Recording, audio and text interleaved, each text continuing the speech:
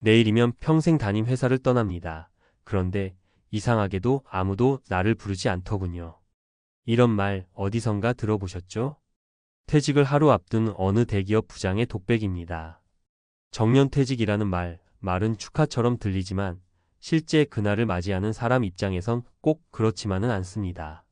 하루아침에 명함을 내려놓고 수십 년간 오가던 출근길도 마지막이 되며 회의실에서 더 이상 내 의견을 묻는 사람도 없습니다. 그런데요, 정말 무서운 건 은퇴 그 자체가 아니라 은퇴 후의 삶에 대한 준비가 안 되어 있을 때 찾아오는 허무감과 혼란입니다. 오늘은 그 마지막 하루, 정년퇴직 D-1에 벌어지는 일들을 통해 우리가 반드시 준비해야 할 은퇴 이후의 삶에 대해 이야기해 보려 합니다. 1. 모두가 바쁜데 나는 할 일이 없었다. 김 부장님의 이야기. 김 부장님은 33년 동안 한 대기업 품질관리팀에서 일했습니다. 조직의 핵심이었고 후배들도 잘 따랐죠. 그런데 정년퇴직을 하루 앞둔 날, 평소와 달리 아무도 김 부장님에게 보고도 질문도 하지 않았다고 해요. 퇴직 인사도 조용히 하고 오후엔 내일 퇴직 예정인 사람들끼리 모여서 조촐하게 점심을 먹었답니다. 퇴근 무렵이 되어도 누구 하나 수고 많으셨다는 말도 안 해주더랍니다. 그날 밤 김 부장님은 처음으로 내가 정말 끝난 건가 하는 생각에 잠을 설쳤다고 해요. 문제는 여기서 끝나지 않았습니다. 퇴직 후엔 할 일이 없어 아침에 일어날 이유조차 없고 하루 24시간이 너무도 길게 느껴졌죠. 결국 몇 달 만에 무기력증에 빠졌고 병원에서 경도 우울증 진단을 받았습니다. 이 사례는 정체성 상실이 얼마나 큰 위기인지 보여줍니다. 우리는 대부분 직장인이라는 정체성으로 살아왔기에 그걸 잊는 순간 심리적 붕괴를 겪을 수 있습니다. 은퇴 전 나답게 살 수 있는 일, 사회와 연결된 취미나 활동 또는 재능 기부라도 하나 준비해 둬야 합니다. 2. 연금만 믿었는데 생활비가 빠듯했어요. 이 과장님의 사례. 이 과장님은 퇴직 후 연금이 월 160만 원 나온다고 안심했답니다. 부부 둘이 사니 절약하면 살 수 있을 거라 생각했죠. 그런데 막상 살아보니 사정은 달랐습니다. 건강보험료, 통신비, 관리비, 자동차세, 명절 비용, 병원비, 손주 용돈. 매달 빠져나가는 고정 지출이 180만 원을 훌쩍 넘었어요. 게다가 아내분도 고관절 치료로 병원비가 계속 나가니 은근히 마이너스 인생이 되더랍니다. 이 과장님은 결국 택배 분류 아르바이트를 하게 됐고 처음엔 자존심도 상했지만 나중엔 몸을 움직이니 정신이 맑아진다며 긍정적으로 바뀌었어요. 이 사례는 연금만 믿고 은퇴한 사람의 전형적인 실패 사례입니다. 은퇴 전 최소 2가지 이상의 소득 파이프라인을 준비해 둬야 합니다. 자영업이 아니어도 좋습니다. 배달, 온라인 콘텐츠, 강의, 작물 재배, 유튜브 등 다양한 시도가 가능합니다. 무엇보다 중요한 건 작게라도 버는 습관입니다. 3. 부부가 24시간 함께? 이혼 직전까지 갔어요. 박 차장님의 고백. 박 차장님은 퇴직 후 이제 아내와 함께 여행도 다니고 여유롭게 살자고 했답니다. 그런데 막상 은퇴하고 집에 붙어 있다 보니 매일 싸웠다고 해요. 왜 설거지는 안 해? 뉴스 그만 좀 봐. 하루 종일 소파에만 있냐? 결국 부부는 한 달에 한 번꼴로 이혼을 입에 올리게 됐고 아내는 퇴직하고 오히려 인생이 피곤해졌다고까지 말했다고 합니다. 이후 박 차장님은 커뮤니티 요리 교실에 등록하고 아내는 글쓰기 동호회를 시작했는데 서로 간섭 안 하며 조금씩 다시 웃음을 되찾아갔다고 해요. 이 사례는 관계 재정립이 필요하다는 걸 말해줍니다. 은퇴 후엔 부부가 갑자기 하루 24시간을 함께 쓰게 되기 때문에 각자의 생활 루틴과 소통의 기준을 새롭게 맞춰야 합니다. 너무 가까우면 오히려 충돌이 잦아지거든요. 부부 사이의 거리 두기가 오히려 건강한 방법이 될 수 있어요. 각자의 시간, 각자의 취미가 반드시 필요합니다. 퇴직 전 마지막 24시간이 주는 메시지. 퇴직 하루 전날 많은 사람들이 똑같은 감정을 느낍니다. 이제 뭐 하지? 내가 그동안 이 회사에서 뭘 잃었던가? 앞으로 어떻게 살아야 하지? 그 질문들 앞에서 미리 준비된 사람은 씩 웃으며 떠날 수 있고 준비되지 않은 사람은 문을 닫고 집에서 한참 동안 아무 말도 못하게 됩니다. 지금이라도 늦지 않았습니다. 1. 내가 앞으로 하고 싶은 일은 뭘까? 2. 은퇴 후에도 돈은 어디서 나올까? 3. 하루 24시간을 어떻게 의미 있게 채울까? 이 세 가지 질문에 답을 찾는 것, 그게 바로 은퇴 준비의 핵심입니다. 마무리하며 정년퇴직은 끝이 아니라 두 번째 인생의 출발선입니다. 그 마지막 24시간을 허무하게 보내지 않으려면 미리 내 삶을 그려보는 연습이 필요해요. 퇴직했는데 이상하게 내일이 더 설렌다. 이런 말을 할 수 있는 인생, 우리 함께 준비해봐요. 은퇴 후 12년 안에 건강이 급격히 무너지는 분들이 있습니다. 정년 퇴직하고 나니 몸이 예전 같지 않아요. 하루 종일 앉아만 있다 보니 무기력하고 멍합니다. 이런 얘기 주변에서 한두 번쯤은 들어보셨을 겁니다. 그런데 이게 단순한 기분 탓이 아니라 과학적으로 증명된 변화라는 걸 아시나요? 1. 2주간 누워만 있어도 근육은 빠르게 소멸한다. 근감소증의 충격. 덴마크 코펜하겐 대학 연구팀에 따르면 건강한 60대 남성이 2주 동안 다리 운동을 전혀 하지 않으면 허벅지 근육량의 약 2530%가 소실된다고 합니다. 단 2주 만에 이렇게 된다는 겁니다. 은퇴 후 좀 쉬자는 마음으로 앉아만 있는 생활이 계속되면 근육은 빠르게 줄어들고 결국 보행 불편, 낙상 위험, 만성 통증으로 이어지죠. 이게 바로 근감소증 SARCOPNIA이고 중년 이후 삶의 질을 결정짓는 핵심 요소입니다. 해결책. 앉아서 할 수 있는 하체 운동, 저강도, 스쿼트, 스태퍼 걷기 등 지속적인 움직임이 필수입니다. 특히 60대 이후엔 운동이 아니라 생존 활동이라고 해도 과언이 아닙니다. 2. 은퇴 후 치매 위험, 해마와 전두엽을 깨워야 합니다. 퇴직하고 규칙적인 자극 없이 집에만 있다 보면 뇌의 특정 부위가 급격히 위축됩니다. 대표적인 부위가 해마이포캠퍼스인데 이곳은 기억력과 공간 지각력, 감정 조절과도 깊은 관련이 있어요. 더 무서운 건 해마가 줄어들면 치매 발병률도 함께 올라간다는 것이죠. 미국 컬럼비아대 신경과학 연구팀에 따르면 새로운 학습, 낯선 활동, 정기적인 사회 교류는 해마의 위축을 막고 전두엽을 활성화시킨다고 밝혔습니다. 해결책. 매일 새로운 것을 시도해 보세요. 낯선 동네 걷기, 악기 배우기, 외국어 학습 혹은 유튜브 영상 제작도 좋습니다. 두뇌는 낯설어야 젊어진다는 말, 과학적으로 입증된 진실입니다. 3. 규칙적인 수면과 식사는 뇌와 면역력을 지키는 기본. 은퇴 후 일상이 무너지면서 가장 먼저 깨지는 게 수면 패턴과 식사 리듬입니다. 밤낮이 바뀌고 식사 시간을 대충 때우면 몸은 위기 상태에 들어가게 됩니다. 그 결과 만성염증이 생기고 면역력이 떨어지며 결국 당뇨, 고혈압, 치매 등으로 이어지게 되죠. 해결책. 기상시간, 식사시간, 산책시간만이라도 고정하세요. 아침 햇빛을 쬐며 30분 산책하는 것만으로도 멜라토닌 분비가 조절되고 수면의 질이 개선됩니다. 하버드 의과대학은 은퇴 후 규칙적인 생활이 수명을 좌우한다고 강조합니다. 은퇴는 휴식이 아니라 전환이다. 많은 사람들이 은퇴를 쉬는 시간이라 생각하지만 사실은 새로운 형태의 도전입니다. 평생 현역이란 말은 꼭 직장을 다니라는 뜻이 아닙니다. 몸과 뇌를 현역처럼 유지하라는 말입니다. 우리 뇌는 죽을 때까지 성장하고 변할 수 있습니다.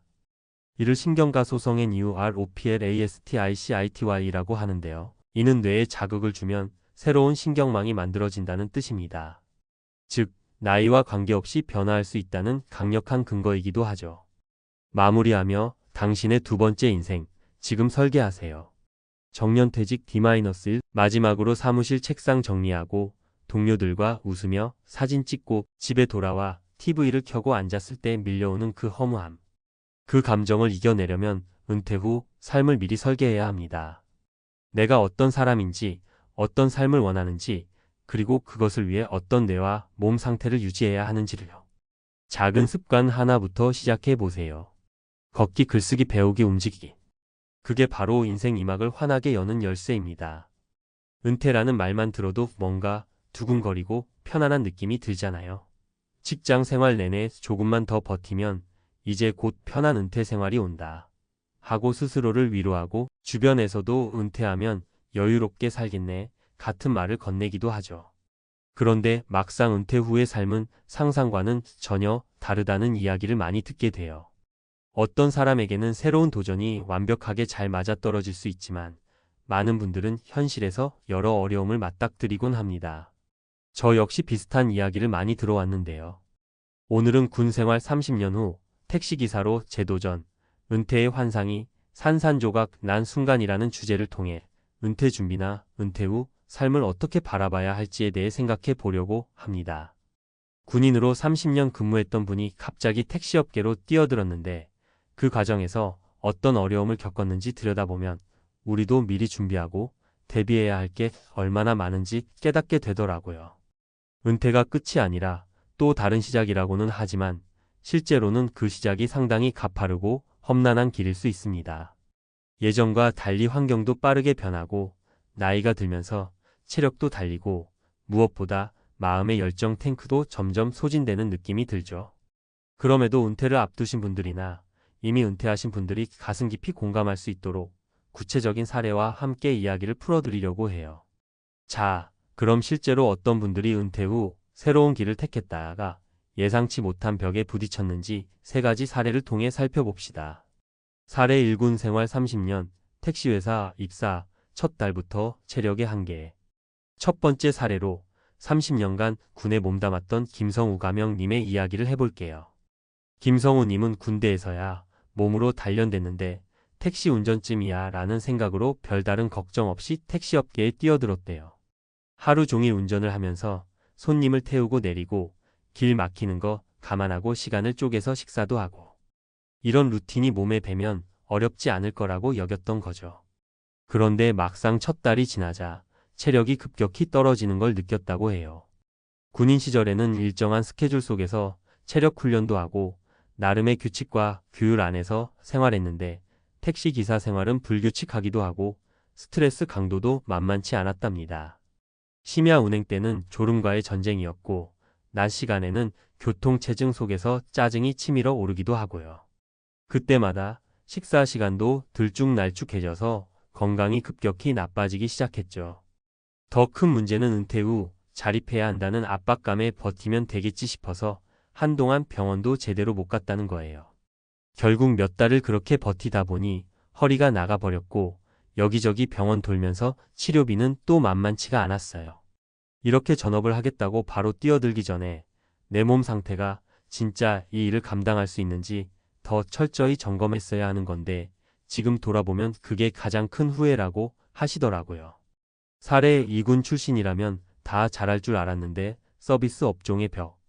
두 번째 사례는 이호진 가명님이 겪은 일인데요.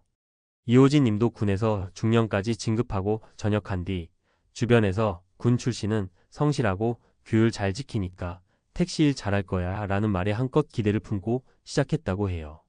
은퇴하면 진짜 내가 하고 싶은 일을 하면서 돈도 벌고 자율적으로 쉬는 시간도 잘 조절하고 이런 장밋빛 환상을 그리고 있었던 거죠. 그런데 막상 택시기사 생활을 해보니 고객에게 일일이 친절하게 응대하고 안전운전을 해야 하고 때로는 무례한 승객도 감수해야 하는 서비스 정신이 필요하더랍니다. 물론 군 생활에도 원칙과 절도가 있지만 택시 영업은 본질적으로 상호 서비스 제공이잖아요. 문제는 이호진 님이 은퇴 전까지는 지휘나 통제 쪽에 익숙했기 때문에 고객 응대나 친절 서비스에 대한 감각이 부족했다는 점이에요. 손님이 불만을 제기하거나 버릇없이 대하면 내가 이런 취급까지 받아야 하나? 하는 자존심이 상해버리더라는 거예요. 게다가 매번 다른 사람들을 다른 기분으로 다른 상황에서 태우다 보니 감정 소모가 엄청 크다고 하시더라고요. 이건 장교 시절 느꼈던 스트레스와는 완전히 다른 종류의 피로감이었다는 거죠. 결국 그는 군 생활이 오히려 틀에 박힌 사고방식을 만들었고 손님과의 상호작용이 더 중요한 택시 업계에는 역으로 안 맞을 수도 있겠다라고 느꼈다고 해요. 그래서 택시 영업보다 조금 더 체계적으로 움직이는 운수회사 내의 관리직이나 행정 업무 쪽으로 방향을 바꾸고 싶다는 고민 중이라고 합니다. 사례 3 퇴직금으로 택시 사서 시작했는데 수입이 이렇게 적을 줄이야. 세 번째는 김승재 가명님의 이야기인데요.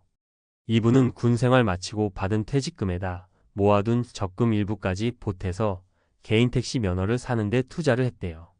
주위에서 개인 택시만 있으면 나중에 연세 들어도 꾸준히 할 수 있다는 말을 듣고 은퇴 후 제대로 된 캐시카우를 만들겠다는 생각을 한 거죠. 그런데 막상 영업에 들어가 보니 예상했던 수익과는 괴리가 엄청 컸다고 합니다. 이유는 간단했어요. 경쟁자가 너무 많고 택시 이용하는 고객층도 분산됐다는 거죠. 카카오 택시, 우버 등 다양한 호출 서비스와 대리운전, 그리고 대중교통 인프라까지 발전하다 보니 예전처럼 서 있으면 저절로 손님이 오는 시대가 아니었다는 겁니다. 그러다 보니 개인 택시를 사느라 들어간 초기 투자 비용을 회수하기가 만만치 않더라고요. 매달 나가는 유지비, 보험료, 차량 정비비, 기름값까지 합쳐보니 하루 종일 운전대를 잡아도 이게 남는 장사인가 싶을 때가 많았답니다. 소위 택시 전성시대가 지나버렸다는 걸 뒤늦게 체감한 거죠. 그리고 은퇴하면 한 번에 목돈이 들어오는데 그 돈이 영원히 지켜줄 것처럼 느껴지잖아요. 그게 아니라 투자를 잘못하면 오히려 수렁에 빠질 수 있다는 걸 김승재 님이 직접 깨닫게 된 거예요. 은퇴 후 삶을 위한 3가지 조언. 자, 이렇게 3분의 사례를 통해 군 생활 30년 후 택시업계로 뛰어드는 게 그렇게 만만치 않다는 걸 알게 됐어요. 사실 택시업계뿐 아니라 다른 업종으로 바꿔놓아도 본질은 비슷한 것 같아요. 은퇴 후 내가 선택한 일자리가 생각만큼 나에게 맞지 않을 수도 있고 예상 수입이나 업무 강도가 기대와 달라서 실망할 수도 있다는 거죠. 현실적인 체력 점검과 건강 관리. 은퇴 전에 이미 몸 관리가 제대로 되어 있는지 앞으로 몇 년간 꾸준히 할 만한 체력이 되는지 꼭 확인해야 해요. 군 출신이라고 해서 체력이 영원한 건 아니거든요. 은퇴 시기가 되면 예전의 내가 아닐 수 있으니까 병원 정기 검진도 받아보고 전문가 상담을 통해 활동 범위를 설정해 두면 좋습니다. 서비스 마인드와 소통 능력 기르기. 군에서 오랜 생활을 했다면 상명하복의 수직적인 문화에 익숙할 수 있습니다. 하지만 사회는 훨씬 유연하고 고객 서비스는 시빌 관계에서 상대를 존중하는 태도가 필수적이에요. 택시 운전뿐 아니라 어지간한 업종도 그렇잖아요. 내가 어떻게 해서든 손님이나 고객을 만족시켜야 하는 만큼 서비스 마인드 교육이나 관련 책, 강의를 통해 스스로 공부해두면 훨씬 수월할 겁니다. 경제적 시뮬레이션과 리스크 관리. 은퇴금이나 퇴직금은 당장 내 손안에 들어오면 이걸로 뭘 할까? 고민이 앞서지만 함부로 투자했다가 낭패를 보는 경우가 많아요. 특히 택시 면허 같은 큰 지출은 시작 단계에서 많은 비용이 들어가니 여러 면에서 수익 구조와 수요를 꼼꼼히 따져봐야 합니다. 예상 수입, 지출, 변동성 등을 엑셀 같은 프로그램으로 직접 계산해보고 실제 택시업계 종사자들의 현실적인 조언을 들어보는 것도 필수겠죠. 마무리하며 은퇴 후 삶은 누구에게나 낯설고 또 엄연히 현실적인 도전 과제들이 존재합니다. 군에서의 30년 경험은 분명 자랑스럽고 소중하지만 그 경험만으로는 은퇴 후 새로운 업종을 완벽하게 소화해내기 어려운 경우가 많아요. 그래서 사전 준비가 정말 중요해요. 특히 지금까지 예시로 들은 3분의 사례를 보면 건강 체력 문제, 서비스 마인드 부족, 경제적 오판이라는 3가지 함정이 두드러져 보이잖아요. 은퇴 전이나 은퇴 직후에 한 번쯤은 스스로 내 건강은 진짜 괜찮은지, 이 업계에서 내 강점과 약점은 뭔지, 이 투자가 정말로 수지타산이 맞는지 등을 냉정하게 따져봐야 합니다. 사실 은퇴 후 삶이라고 해도 한편으로는 새로운 시작이니까요. 모든 걸 다 잘 해낼 수 없을지라도 미리 정보를 모으고 필요하면 전문가 조언도 구해보고 몸과 마음을 준비한다면 훨씬 안정적인 출발을 할 수 있을 겁니다. 군 생활을 통해 쌓은 자부심과 인내심, 책임감 같은 강점은 살리되 이 세상의 변화된 룰과 내가 부족한 점을 보완해가며 하나씩 적응해 나가는 거죠. 혹시 이 글을 읽으시는 분들 중에 나도 은퇴하면 택시 한번 해볼까? 혹은 은퇴 후엔 뭐든 편하게 할 수 있겠지라고 생각하고 계신다면 오늘 사례들을 잊지 않으셨으면 해요. 이상과 현실의 간극을 미리 알고 조정해둬야 그 시행착오의 고통을 조금이라도 줄일 수 있으니까요. 은퇴란 끝이 아니라 또 다른 전환점입니다. 그 전환점에서 내가 정말 잘할 수 있는 일을 찾고 그 길로 가는 대비책을 철저히 마련해 둔다면 은퇴 후에도 여전히 삶은 풍요롭고 의미 있게 꾸려갈 수 있을 거예요. 회사를 위해 모든 걸 바쳤습니다. 그런데 퇴직 후 남은 건 허탈함 뿐이에요. 이 말은 은퇴자 모임에서 자주 들을 수 있는 공통된 고백입니다. 회사에서 인정받고 사회적 지위를 누리며 누구보다 바쁘게 살아왔던 사람들이 퇴직 후 겪는 가장 큰 문제는 바로 삶의 공허함입니다. 수십 년을 회사 중심으로 살아온 만큼 퇴직 후 빈 공간을 채우는 건 그리 간단하지 않기 때문이죠. 많은 사람들은 퇴직 후의 삶을 마치 긴 휴가처럼 기대합니다. 하지만 막상 은퇴가 현실로 다가오면 자유와 여유는커녕 막막함과 불안함이 더 크게 느껴지곤 합니다. 준비 없이 맞이한 은퇴는 삶의 전반을 무너뜨릴 수도 있습니다. 이번 글에서는 은퇴 후 삶의 충격적인 비극을 겪었던 실제 사례를 통해 왜 은퇴 준비가 중요한지 이야기해 보려 합니다. 그리고 이 과정에서 여러분이 놓치고 있는 은퇴 준비의 핵심을 함께 살펴보겠습니다. 본문 사례 1 퇴직 6개월 만에 모든 걸 잃은 김철수 씨. 김철수 씨 58세는 대기업에서 30년간 근무하며 부장으로 퇴직했습니다. 회사에서 성과도 좋았고 마지막까지 동료들에게 존경받는 리더였습니다. 하지만 퇴직 후 그의 삶은 순식간에 나락으로 떨어졌습니다. 처음에는 퇴직금을 믿고 주식 투자에 뛰어들었지만 투자 경험이 부족했던 그는 6개월 만에 자산의 절반을 날리고 말았습니다. 가족과의 관계도 급격히 나빠졌습니다. 늘 바쁜 회사 생활 때문에 가족과의 시간은 뒷전이었고 퇴직 후 집에 머무는 시간이 늘어나면서 갈등이 터져 나왔죠. 아내는 그에게 당신과 대화하는 게 어색하다고 했고 딸은 아빠는 돈만 벌 줄 알았지 가족은 몰라라며 등을 돌렸습니다. 퇴직 후 1년이 채 되지 않아 그는 경제적으로나 정서적으로 완전히 무너졌습니다. 김철수 씨는 말합니다.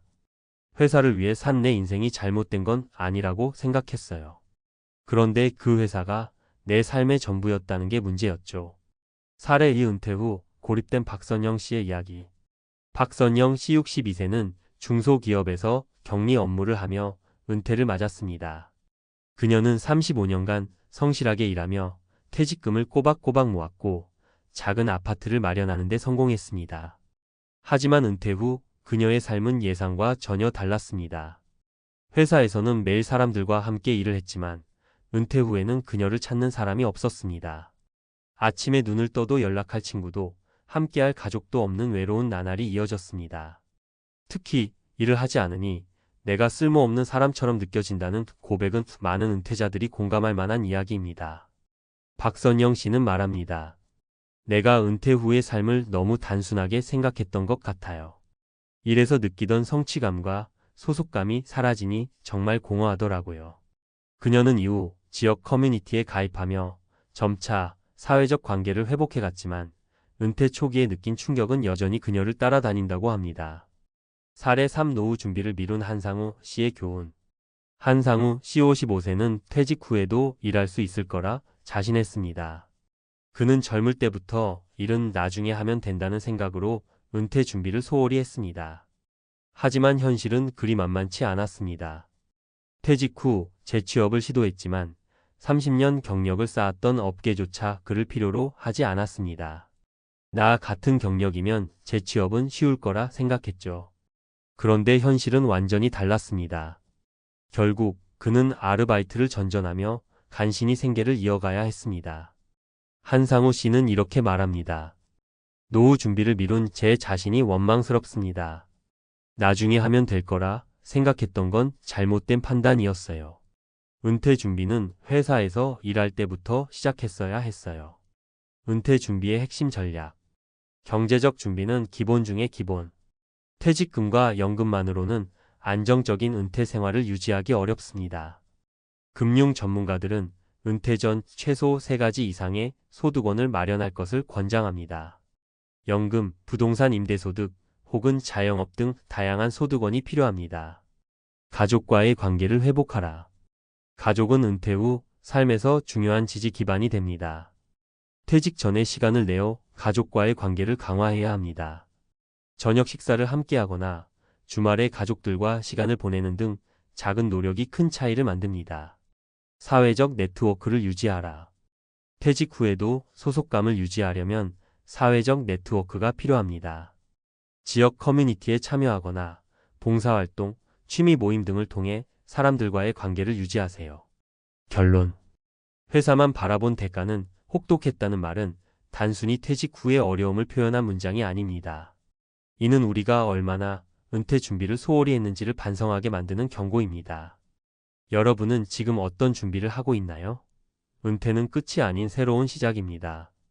준비된 사람에게는 자유와 여유를, 준비되지 않은 사람에게는 고통과 비극을 가져다 줍니다. 이제는 회사만 바라보는 삶에서 벗어나 퇴직 후의 삶까지 생각하는 지혜로운 준비가 필요한 때입니다. 오늘부터 한 걸음씩 여러분의 미래를 준비해 보세요.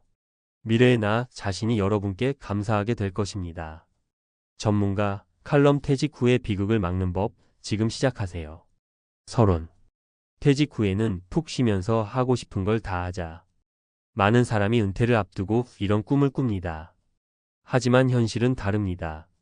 무작정 회사만 믿고 퇴직 이후의 삶을 준비하지 않는다면 비극적 결말이 찾아올 가능성이 큽니다. 퇴직 후 비참한 삶을 피하려면 어떻게 해야 할까요? 오늘은 은퇴 준비에 대해 전문가의 시각에서 구체적으로 이야기해 보겠습니다. 1.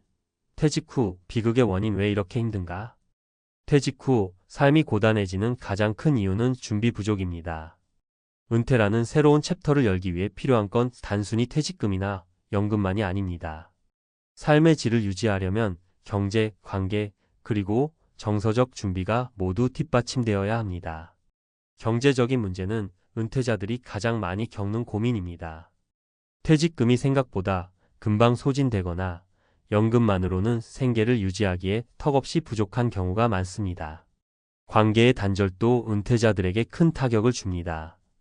회사라는 조직에서 누리던 소속감이 사라지면 갑작스러운 고립감을 느끼게 됩니다.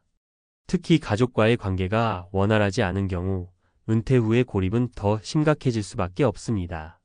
정서적 준비 부족은 우울감과 무력감으로 이어질 가능성이 큽니다.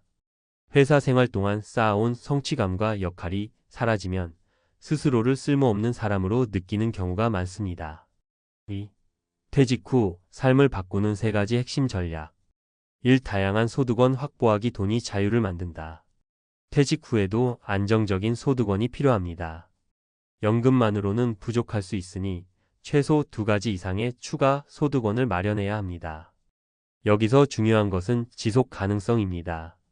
예를 들어 부동산 임대소득, 배달 아르바이트 혹은 개인 사업처럼 작더라도 꾸준히 수익이 발생할 수 있는 활동이 필요합니다. 최근 많은 은퇴자가 관심을 가지는 것은 디지털 경제입니다. 블로그, 유튜브, 전자책 출판 등은 초기 투자 비용이 적고 퇴직 후에도 자신만의 콘텐츠를 통해 지속적으로 수익을 올릴 수 있는 방법으로 주목받고 있습니다. 사례.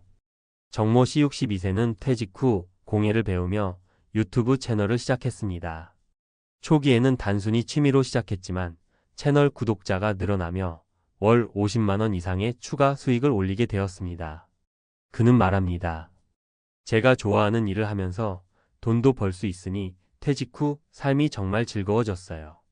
이 가족과의 관계, 재정비 가장 가까운 사람이 힘이 된다. 퇴직 후 삶에서 가장 큰 위로가 되는 건 바로 가족입니다. 하지만 퇴직 이후 관계를 회복하려는 건 늦을 수 있습니다. 회사 중심의 삶을 살아왔다면 퇴직 전에 반드시 가족과의 시간을 늘리고 관계를 회복해야 합니다. 예를 들어 주말마다 가족과 소풍을 가거나 저녁 식사를 함께하며 대화를 나누는 시간이 필요합니다. 작은 노력으로도 가족 간의 유대감을 높일 수 있습니다. 사례. 박민수 씨 57세는 퇴직 후 가족과의 관계가 소원해져 우울증을 겪었습니다. 이후 주말마다 아내와 함께 산책을 하며 대화를 나누기 시작했고 시간이 지날수록 가족의 관계는 다시 회복되었습니다. 그는 말합니다. 가족이야말로 은퇴 후의 삶을 살아가게 해주는 원동력이라는 걸 깨달았어요. 3. 사회적 네트워크 유지. 은퇴 후에도 사람은 필요하다. 은퇴 후 고립을 막기 위해서는 사회적 관계를 유지하는 것이 중요합니다. 사람들과의 교류는 삶의 활력을 불어넣고 외로움을 해소하는 데 큰 도움이 됩니다. 퇴직 후에는 지역 커뮤니티 활동, 취미 모임, 봉사활동 등 새로운 네트워크를 만들 수 있는 기회를 찾아야 합니다. 이는 단순히 사람들을 만나기 위한 활동일 뿐만 아니라 정서적 안정과 삶의 만족도를 높이는 데도 매우 효과적입니다. 사례: 이선영 씨 63세는 은퇴 후 그림 동호회에 가입하며 새로운 사람들을 만났습니다. 그녀는 이렇게 말합니다.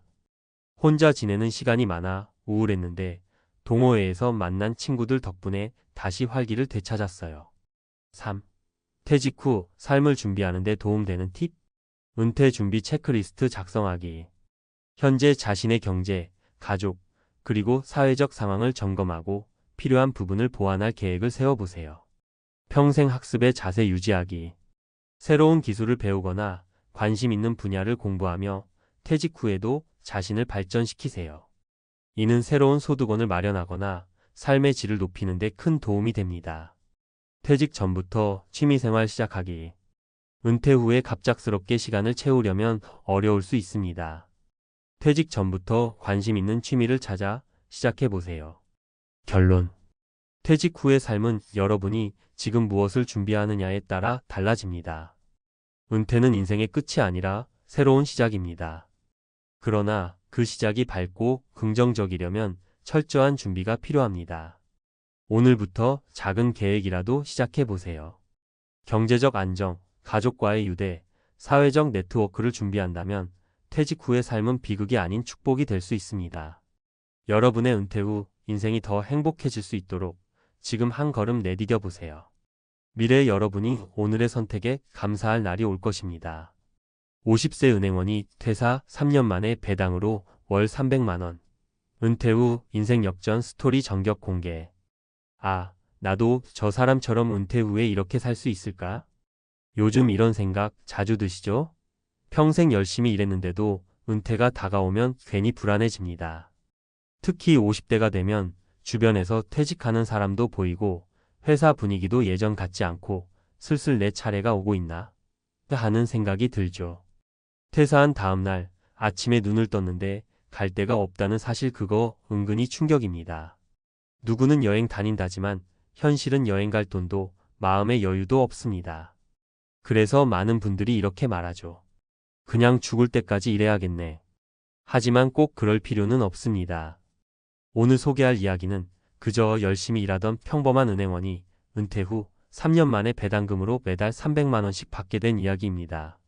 그것도 어렵지 않게요. 그리고 그가 말하더군요. 퇴사하고도 돈 걱정 없이 사는 게 가능하더라고요. 다만 조금 일찍 준비했을 뿐입니다. 배당주 투자, 왜 은퇴 준비에 최적인가? 배당주 투자가 뭐가 그렇게 좋을까요? 일단 일하지 않아도 매달 돈이 들어온다는 게 핵심입니다.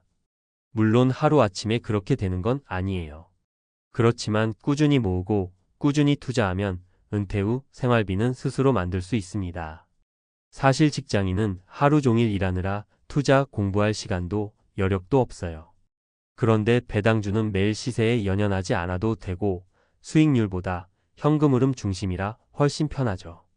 그래서 많은 5060대가 지금 배당주 투자로 눈을 돌리고 있습니다. 그럼 실제 사례로 볼까요? 사례 1.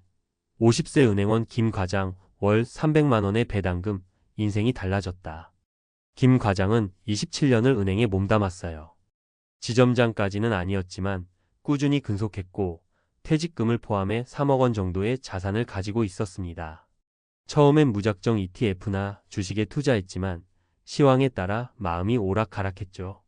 그러다 은행에 다닐 때 VIP 고객에게 추천하던 배당주를 다시 떠올렸고 자신도 배당 중심 포트폴리오를 짰습니다.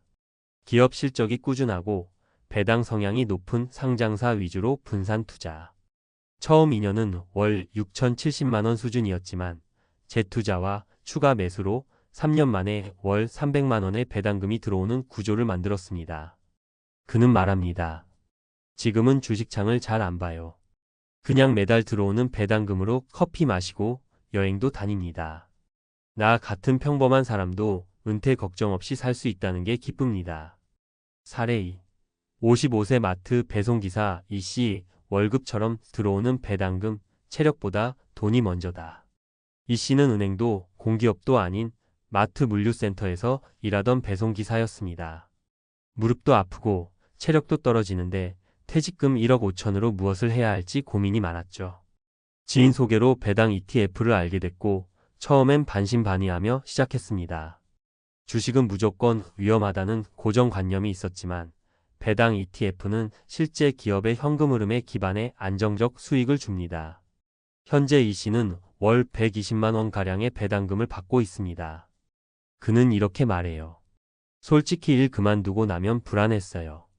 그런데 배당금이 월급처럼 들어오니까 이제 몸을 혹사시키지 않아도 되더라고요. 체력으로 버티는 인생보다 돈이 벌어주는 인생이 좋네요. 사례 3. 60세 치킨집 사장 박 사장 장사 말고도 수익이 있어야 마음이 편하다.